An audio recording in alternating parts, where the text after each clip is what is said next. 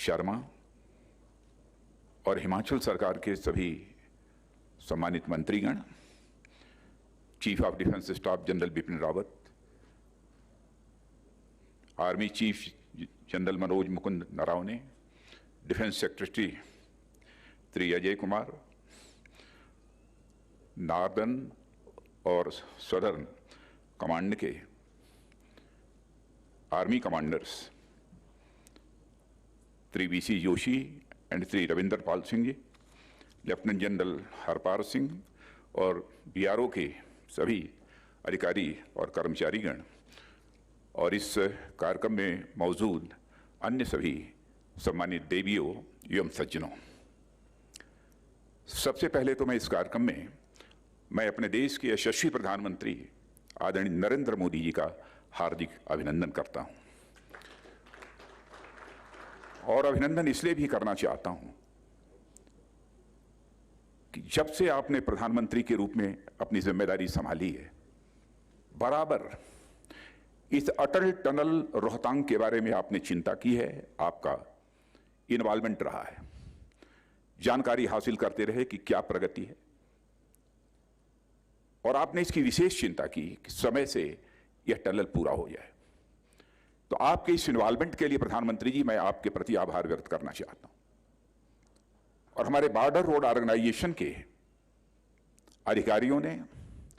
अन्य कर्मियों ने और उनके साथ जो अन्य एजेंसीज काम कर रही थी, उन्होंने जितनी तत्परता के साथ काम किया है, और बॉर्डर रोड ऑर्गेनाइजेशन और उन एजेंसियों के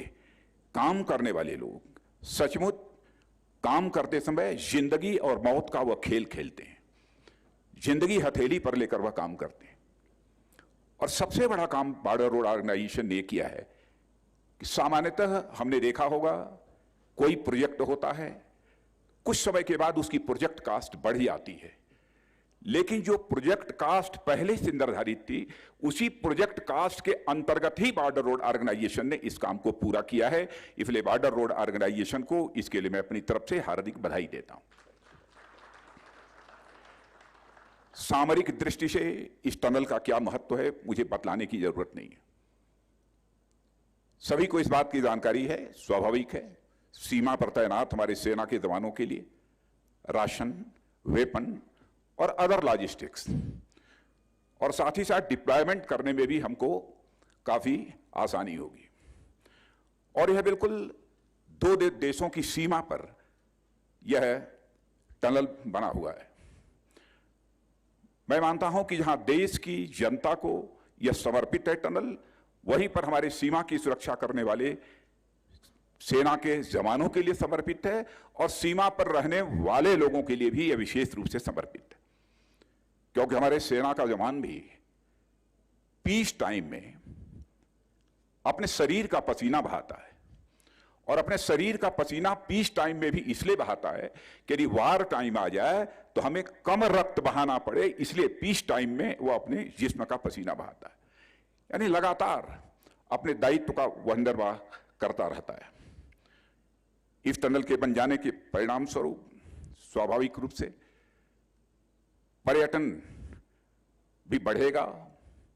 पर्यटन बढ़ेगा तो इस क्षेत्र में रहने वाले बहुत सारे लोगों को रोजगार उपलब्ध होगा। इस क्षेत्र के संबंध में हम यह भी जानते हैं,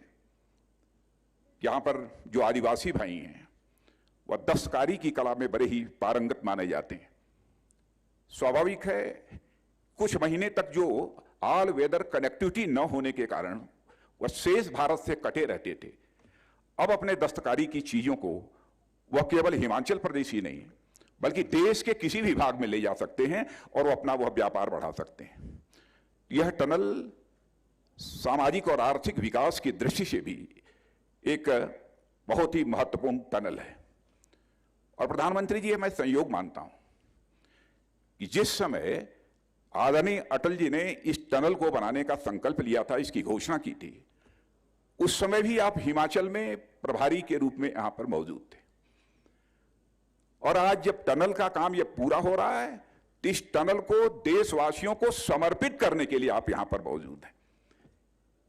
यह एक बहुत ही सुखद संयोग है। तो आज के अवसर पर मैं समझता हूं कि इससे ज्यादा कुछ कहने की आवश्यकता नहीं है। मैं पुनः अपनी तरफ से आपका अभिनंदन करते हुए और बीआरओ सहित जिन लोगों ने भी इस टनल के निर्माण में अपना योगदान दिया है उनके प्रति कृतज्ञता ज्ञापित करते हुए अपना निवेदन समाप्त करता हूं।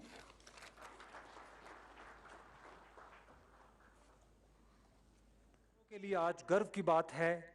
कि हम उस ऐतिहासिक गढ़ी का हिस्सा बन